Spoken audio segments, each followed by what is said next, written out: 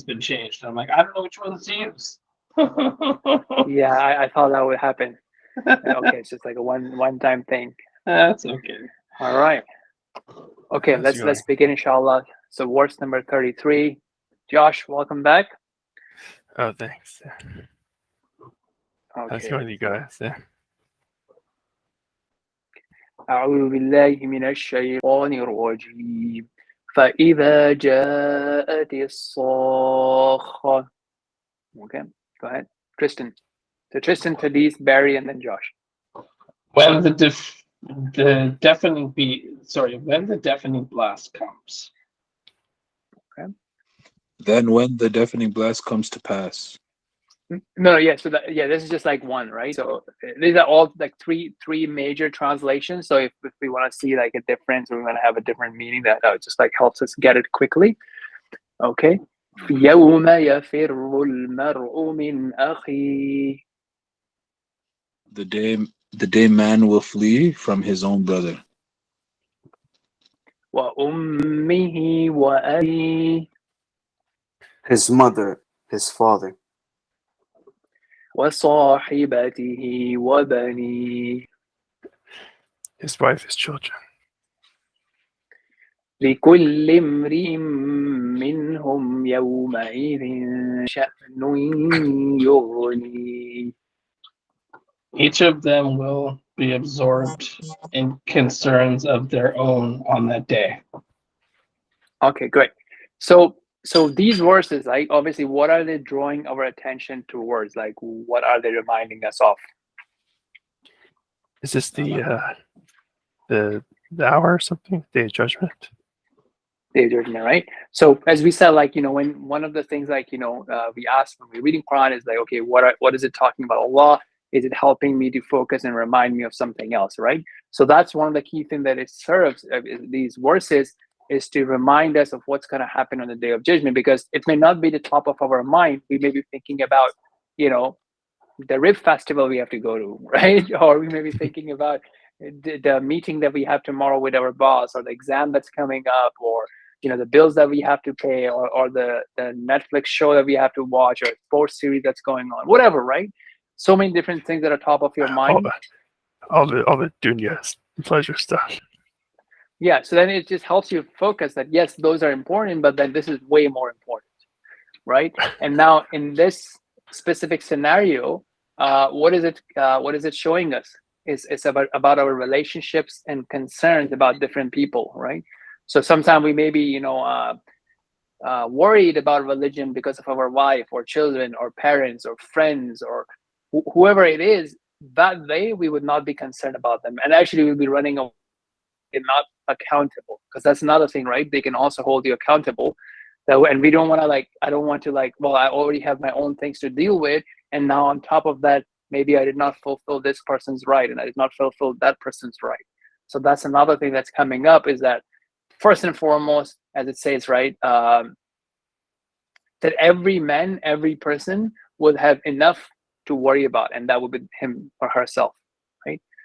So each of them will be absorbed in concerns of their own on that day. So that's the thing. So the reminder would be like, well, are we concerned about our own success and our own commitments and our own accountability today or not? Right? That's just something to think about, because many times what happens is that we're thinking about other people, right? What did he didn't do for me, or she didn't do for me, or how that person took away my rights, or how he cheated me, or but very seldom we are thinking about our own self and holding ourselves accountable. So any reflections or thoughts around these things of personal focus or the concern on that day? You're saying like we should hold ourselves accountable, like if we impacted others, right? As you're saying, something like that. Come again? He says something like we should hold ourselves accountable, right? If we impacted others, like in a positive or negative way, or something like that. Yes, but I mean, even regardless of the impact on others, right? I mean, in general, the point being that are we holding ourselves accountable, right? Because that's what's going to matter on that day, or to worry about our own. And that's sometimes we want people to change, and the communities to change, and societies to change, but the most influence that we really have on our own self. It's also about getting your affairs in order, right? And keeping your affairs Yep. in order, because we don't know what day and time this will happen. So it's make sure that you are walking the straight path and doing everything you're supposed to be doing, because one day everything's going to stop and it's going to be that day, and it won't be any more time left to get it right or to fix it. It'll be done. Yes, and even though, I guess a very good point, even though the day of judgment may be really far away, right, in an absolute sense, but our day of judgment ends when we are out of this world, right? Because that's it, right? Then we're not able to do anything for our own self, and that's it. That's the end of our own contribution of our own life. And then it's like a waiting game, right? And that could be the life of the grave, whether it could be pleasant or really, really unpleasant. May Allah protect us from the punishment of the grave. And then now it's going to show us the state of people on those 2 days, right? So sometimes we think about, hey, you know what? You can retire and have this amazing retirement if you save this much money and invest this much money, and then you have this sort of vacation and this sort of retirement and whatnot. But this is going to help us now see, well, okay, what are the possibilities, right? So that's the state on that day of accountability, the day of judgment. But then the end result is وُجُوهٌ يَوْمَئِذٍ مُسْفِرَةٌ. Oh, wait, is someone supposed to read something? We can't see your screen Russian. anymore, Zubair. Oh, okay, good. But if you want to talk to us in Arabic, that's fine. Yeah. Almost there, huh? There we go. On the day, some faces will be beaming. ضاحكة مستبشرة. Laughing and rejoicing. ووجوه. Yeah. But some faces will be dust stained. Yeah. Let me read the Arabic, inshallah. ووجوه يومئذ عليها غبرة. Go ahead now. Oh, but some faces will be dust stained. ترهقها قترة. And covered in darkness. أولئك هم الكفرة الفجرة. Those are the disbelievers, the licentious. What does that word mean? Licentious. Great, right? That's why now we have exactly. So now we have 3 translations, right? So if we can't get one of those, all right, wicked sinners, right, or wicked evildoers. Okay, fantastic. So yeah, so this is the thing, right? I mean, that's what's coming up, and sometimes, like, we like to look nice and we're preparing and what have you, but now this is the thing, like, based on our actions, this is what's going to come up, and hopefully the idea is, right, next time we are struggling to pray, or we're struggling to do the right thing, hopefully this will help us to remember what's to come and how this will all tie together when it comes to the day of judgment. May I ask, is it okay sometimes, like, when reading the Quran without the tafsir, like, because that's what we're doing now, like, sometimes it was okay, but other times people use tafsir, you know what I mean? Yeah, so I mean, what do you mean by tafsir? Are you mean, reading like, a translation or tafsir? No, I'm saying like, it's okay, like, to read just like the Quran, where it's like you get an understanding of it. Is it possible to get a clear understanding of the verses without reading tafsir or commentary? Yes, right. So right now in this scenario, right? So we are, and of course, by the way, like, when we say reading Quran, like when you're reading Quran in the prayers, you're not reading anything else, right? So when you say Bismillahir Rahmanir Rahim, Alhamdulillahi Rabbil Alameen, so you're reading Quran, you're reciting Quran, right? But at that time, whatever you know of the meaning and whatever you are reflecting, that's basically what you have, right? You're not going to be opening a book of tafsir or explanation and read that on that point. Because, like, you understand the meaning, basically. Yeah. Yes, it's different levels, right? So sometimes people read fast, sometimes you're reading and pausing and thinking and contemplating, right, and putting it into action. So different levels of experiences, and obviously different, amount of reward, right? That's the main thing It's not just to like read and finish and go fast. I read 10 pages, but it's more of like, okay, what impact is it kind of leaving behind on you, right? So to answer the question, licentious is promiscuous and unprincipled in sexual matters. Oh, really? That's what licentious means. It's a sexual perversion. Which translation is this? So we have Clear Quran, we have Hilali, and I don't know which translation is this. Let's see if it shows us here. Well, the most authentic is the Arabic given to the Prophet sallallahu alaihi wasallam. Right, yeah, that's the Quran, right? Yeah. Actually, yes, I think last time we may have seen this. So for example, now here on this website, this is Quran Hive, but we also have Noble Quran, the Quran.com. So I think so both have two different features, by the way. One is here, you can actually click here and you can listen to the audio tafsir. Okay, on Quran.com, for example, if you just go anywhere, you can click here and you can actually read Tafsir ibn Kathir, which is even more detailed, right? So it'll take a few words. What I'm saying is that like I've read the Before the Quran full twice before, and like without the tafsir, and I was able to understand it because like it was straightforward, like most of it. You know what I mean? Mm-hmm. But yes, you don't have to. Yeah. Tafsir, yeah. I have a question regarding the last passage that we read. You know, when it says, on that day some faces will be beaming, and on the other part it says, and covered in darkness. Is this literal, or is it more figurative? Because it also says, you know, some people will be laughing and rejoicing. So the beaming, is it referring to that, or is there an actual beam, you know? Good question.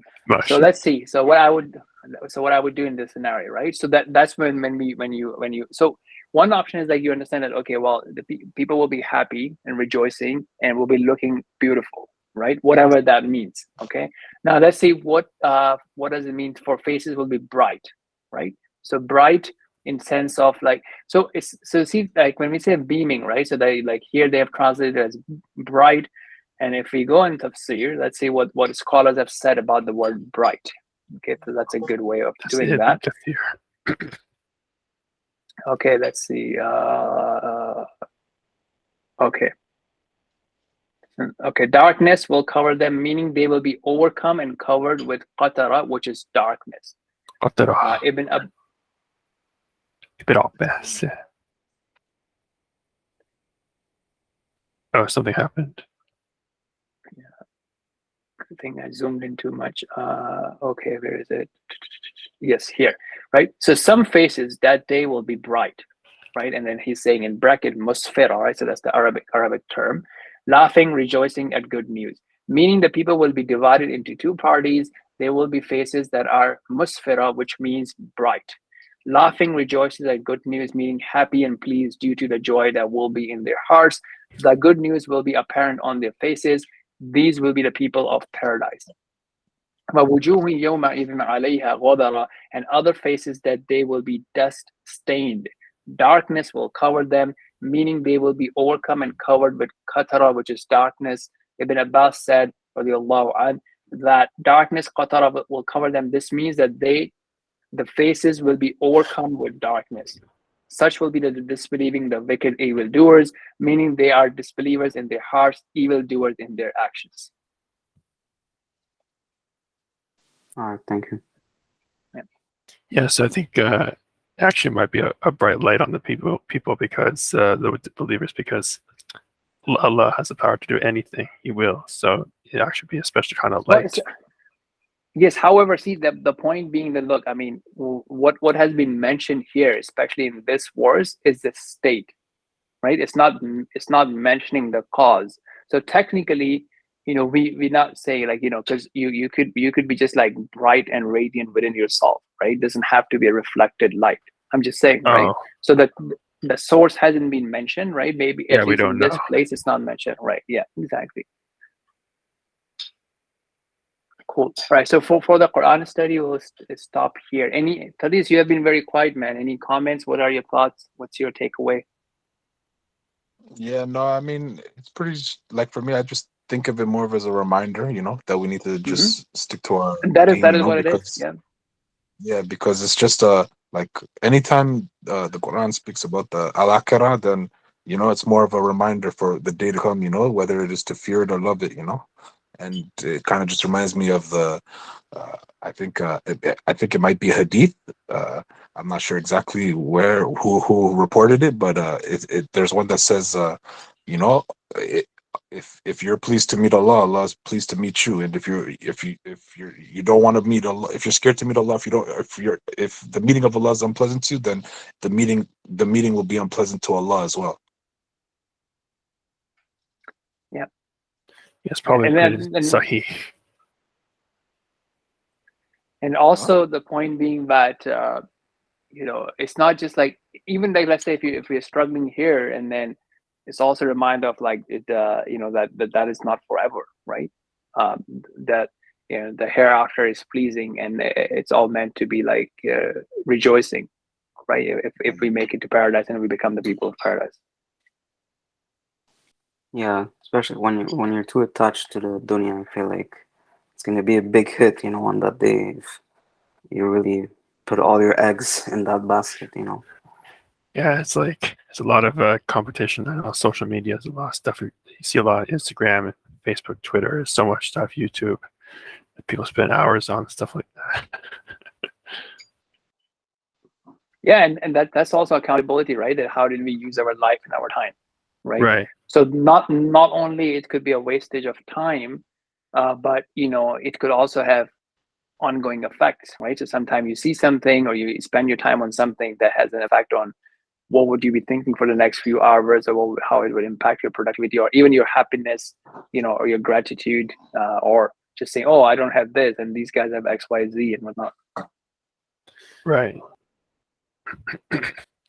Yeah, like it's here, like some people have like a lot of likes in their account, social media account, but actually their lives are not really like real or something like that. It's like a fake life or something like that. That's what they say. They say social media and Facebook is not real. So when someone unfriends you, that doesn't mean they don't like you in real life. It's we take the fake to be too real. Yeah. Yeah. I actually got off Facebook. I'm not on Facebook anymore. I nuked it. Yay, productivity. Yeah, I don't use Facebook much, but I've now shifted that energy to wanting to learn other things. So that's much better. That's good. Yeah. Oh yeah, the amount of time that you can save, right? Like, is like huge, right? I mean, like sometimes people say, oh, I need to leave my job to be able to do that. But if you really think about it and you become efficient, you still have a lot of time in your day. Like even 2 hours a day, they add up.